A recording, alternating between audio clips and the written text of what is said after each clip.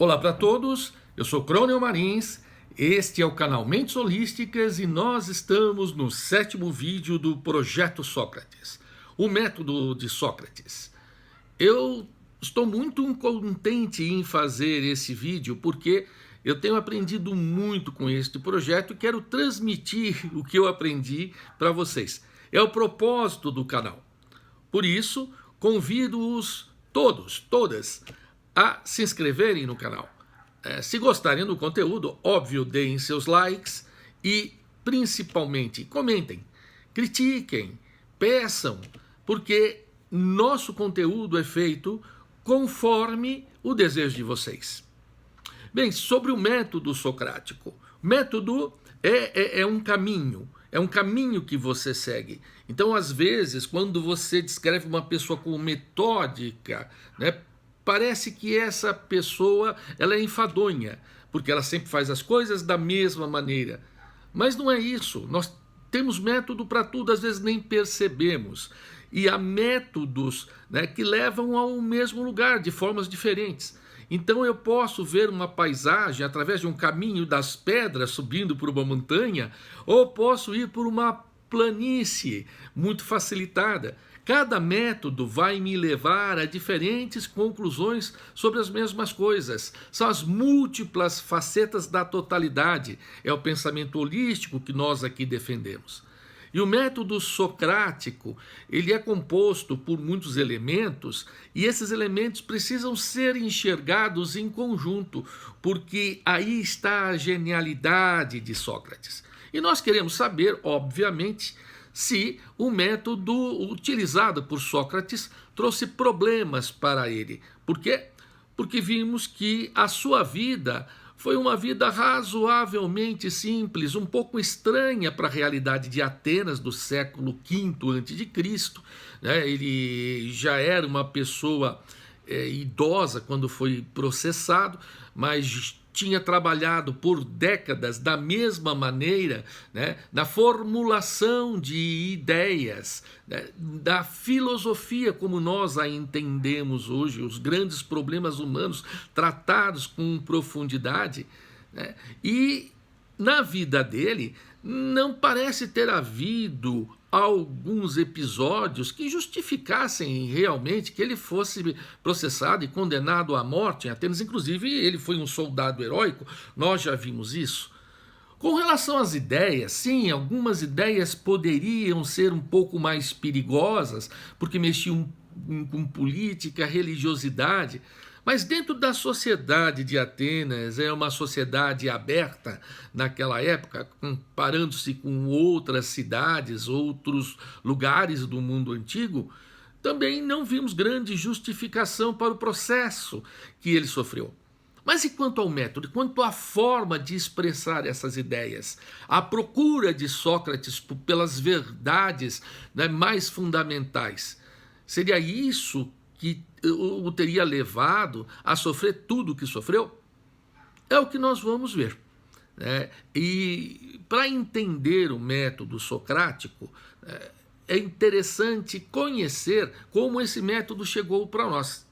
E ele chegou basicamente através de livros de quem conheceu Sócrates ou quem comentou sobre quem conheceu Sócrates. Os originais, Platão e Xenofonte. Todos eles escreveram diálogos. Os de Xenofonte, diálogos mais simples, né? Diálogos do dia a dia de Sócrates. Os de Platão, diálogos normalmente em ocasiões especiais, como banquete. Né? Mas também a formulação dos diálogos platônicos é que nos deu a ideia de um Sócrates absolutamente genial, original. Por isso, é importante a gente citar alguma coisa, alguma bibliografia sobre os diálogos platônicos. Então, vamos ver? Em matéria de diálogos socráticos, não tem como não deixar de indicar essa coleção da editora Edipro, com tradução do Edson Bini, que também faz notas a cada diálogo. Então nós temos todos os diálogos de Platão que chegaram até nós, em vários volumes, Aqui nós podemos ver até o 7º volume, em que temos os diálogos suspeitos e apócrifos. Os suspeitos são aqueles que não se sabe exatamente se foi feito pelo Platão ou não, se foi feito por algum discípulo, e o apócrifo é um diálogo que se sabe que, apesar de seguir o esquema do diálogo platônico, não foi feito pelo Platão. Só não se sabe exatamente por quem foi feito, né? Mas são diálogos, a grande maioria aqui, em que o Sócrates vai estar presente. É muito diálogo, não?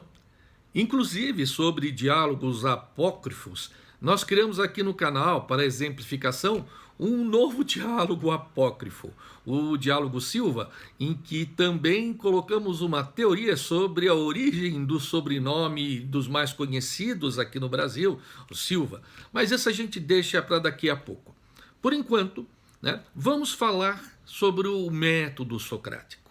O método socrático, quando eu aprendi, né, sobre ele, isso já há muito tempo atrás, eu ouvi falar sobre a tal da maiêutica e a ironia. Posteriormente, né, a dialética.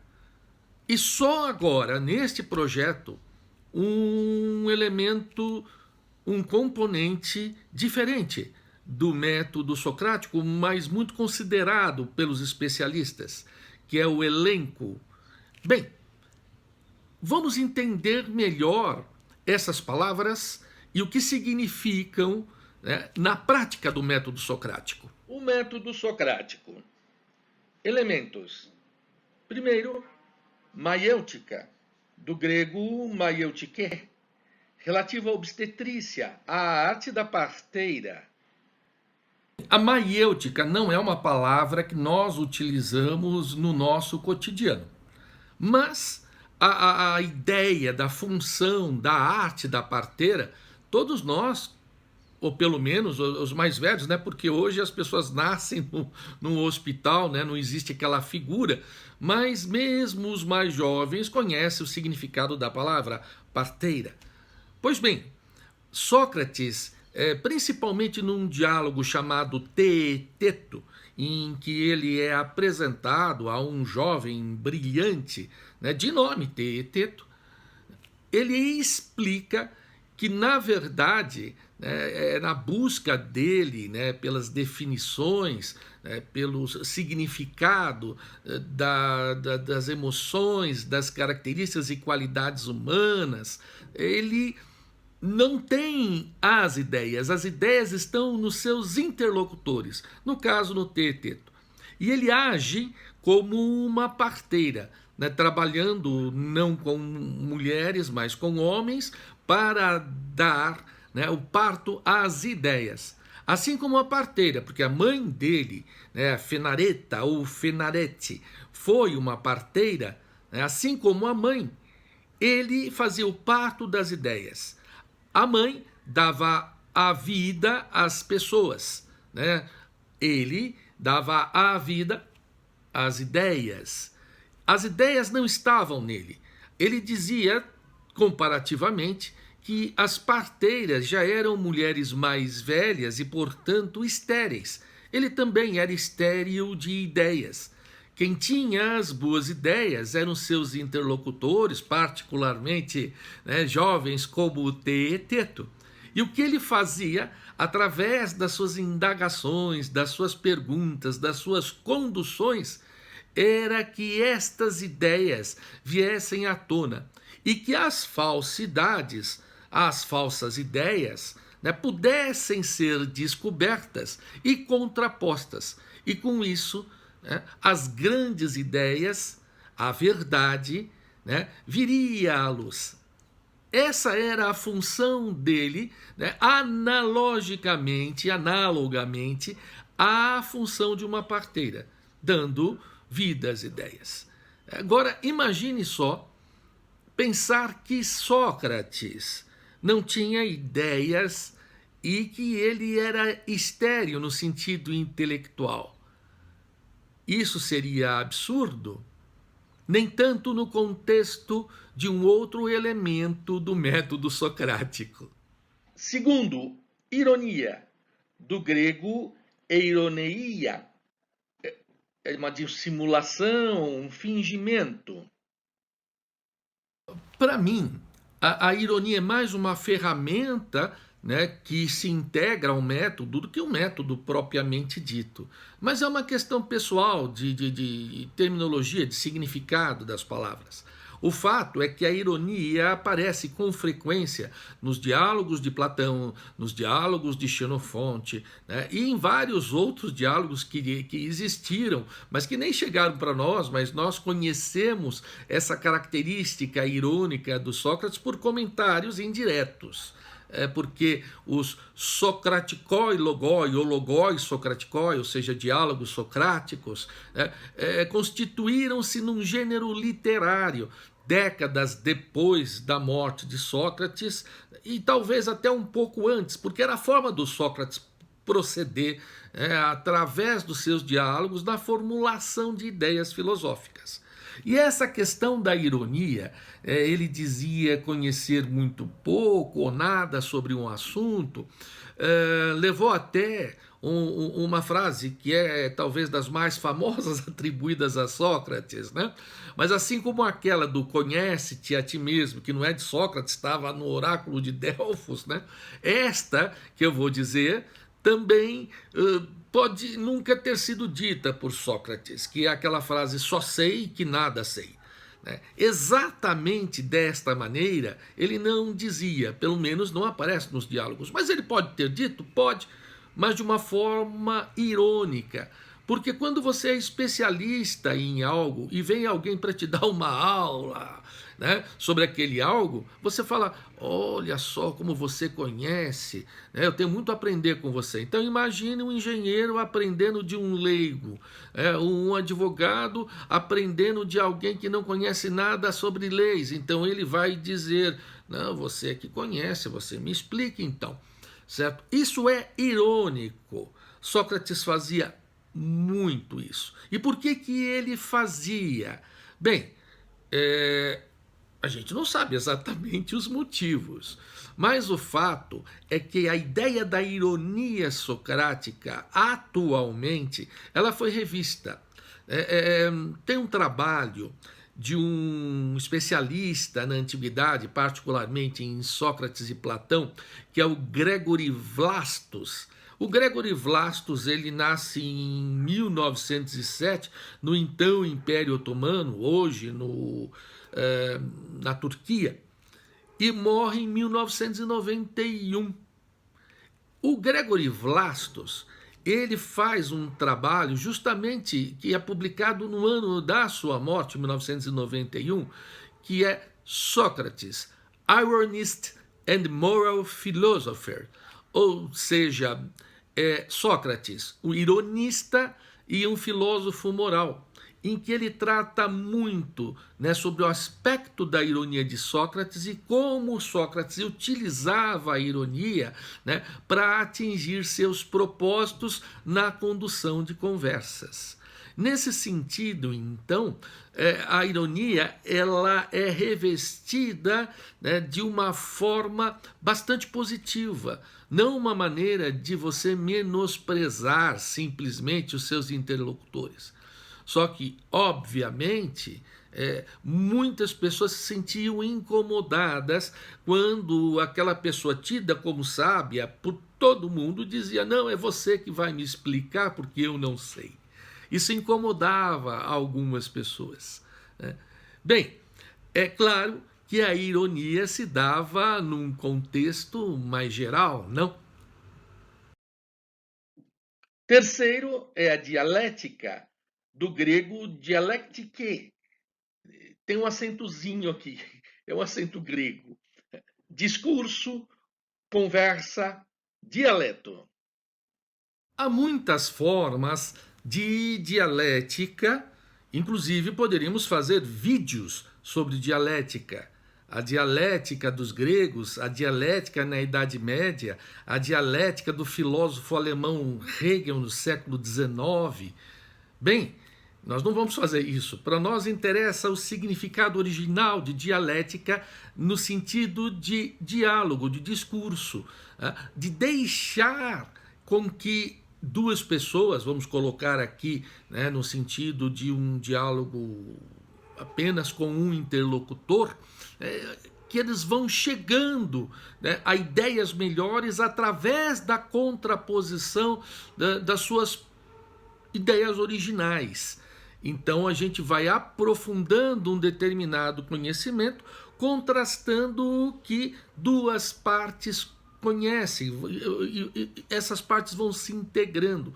Então, ao mesmo tempo que nós vamos descartando determinadas coisas em que não há concordância, nós vamos afunilando esta concordância em outros pontos, chegando num nível superior de conhecimento. Esta é a ideia de dialética e aparece em muitos dos diálogos, né, socráticos, seja de Platão, seja de Xenofonte, mas principalmente de Platão. Bem, mas há formas e formas de se fazer, né, de se utilizar a dialética. E uma forma bastante particular de Sócrates a gente encontra normalmente não em livros preparatórios para vestibular, mas em livros um pouco mais especializados, e essa forma é bastante interessante. Elenco, do grego elenkos, significa refutação, exame, teste, prova. Talvez o elenco, né, seja o aspecto mais perigoso para o Sócrates dentro do seu método. Perigoso porque pode causar alguma discórdia. A ideia é que o elenco é um processo dialético, porque se dá dentro de um diálogo, mas é um processo dialético bem específico, porque quem conduz, no caso, o Sócrates, ele sabe que a outra pessoa está falando algo que não tem uma lógica, não tem uma consistência, uma coerência. Só que ele não diz de primeira. Ele deixa que a pessoa vai elaborando o raciocínio até chegar numa contradição, algum absurdo, né? Ou algo que a faça rever o que ela disse e ela vai ter que se contradizer. Bem, muitas pessoas, então, não gostam de se contradizer. E a ideia do elenco, quando ela é aplicada em alguns diálogos, ela chega a ser bem cruel, porque você vê especialistas ou pessoas que se dizem especialistas em um assunto terem que admitir, né, que cometeram erros de raciocínio. E como nós temos aquele provérbio, né, que às vezes a emenda fica pior do que o soneto, né? Quando você tenta consertar, quando você não admite logo que estava errado, né, a situação pode ficar bem complicada, né?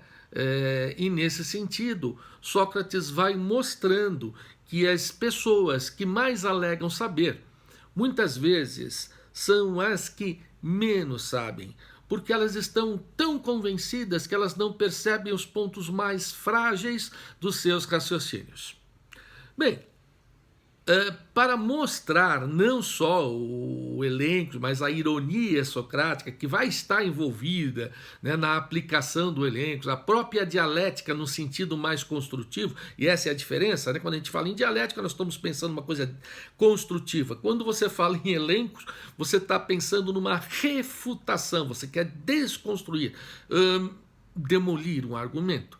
Então nós vamos aqui dar um exemplo que nós compusemos, um diálogo, né, como eu já disse, um apócrifo, né, um diálogo chamado Silva, né, ou do Amigo, em que, tendo a ajuda do Miron Gonçalves Marins, meu filho, e também ator, nós vamos aqui mostrar, muitos aspectos, né, do comportamento socrático no que se refere a diálogo. Espero que apreciem. Silva, ou do Amigo. Sócrates encontra com seu conhecido Silviacos, ancestral brasileiro em Atenas. Silviacos, que bom encontrá-lo. Queria mesmo falar com você. Claro, Sócrates, é sempre bom conversar com você. Sempre humilde e sabedor que pouco sabe. Sim, Silviacos, e procuro aprender com quem sabe. Por isso queria encontrá-lo, pois toda Atenas diz que ninguém nesta cidade tem mais amigos do que Silviacos. Aliás, posso chamar-lhe apenas de Silva, que me parece mais simples?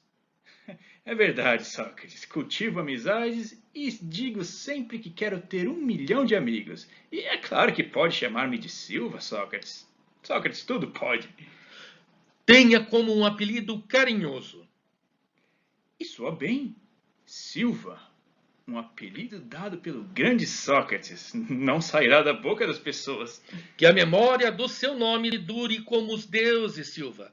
Mas voltando ao tema dos amigos, então, sem dúvida, você sabe o que é ser um amigo, um bom amigo? Tenho orgulho disso, Sócrates. Não há melhor amigo do que eu.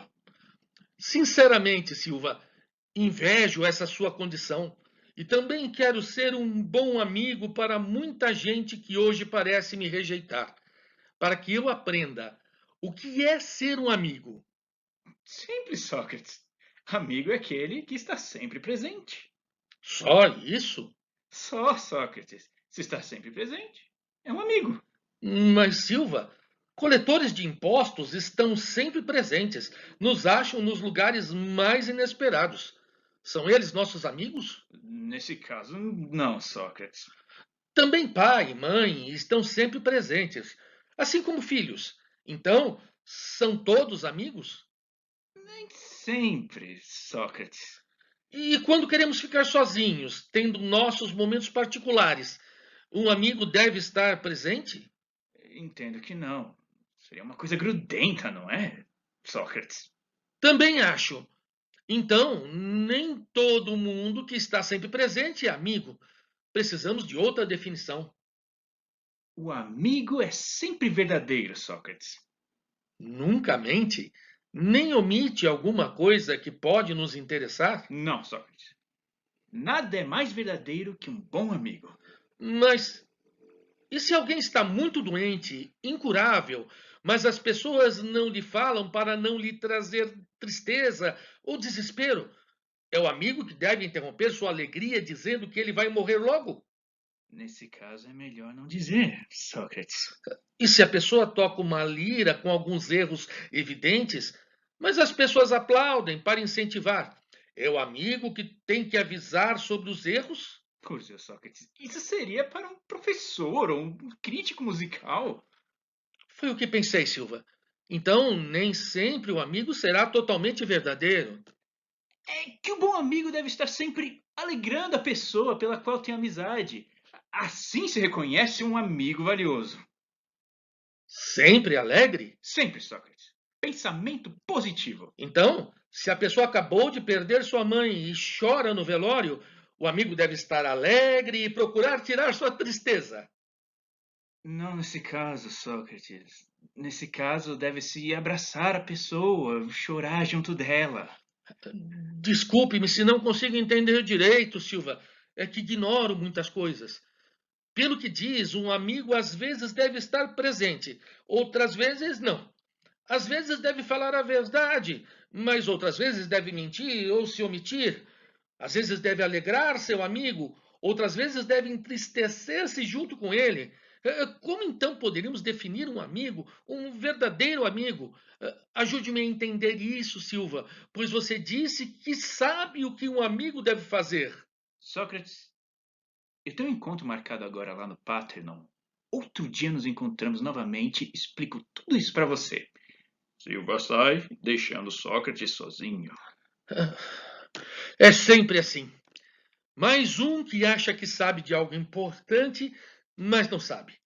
Pelo menos sei que desconheço muita coisa, por isso continuo procurando a verdade.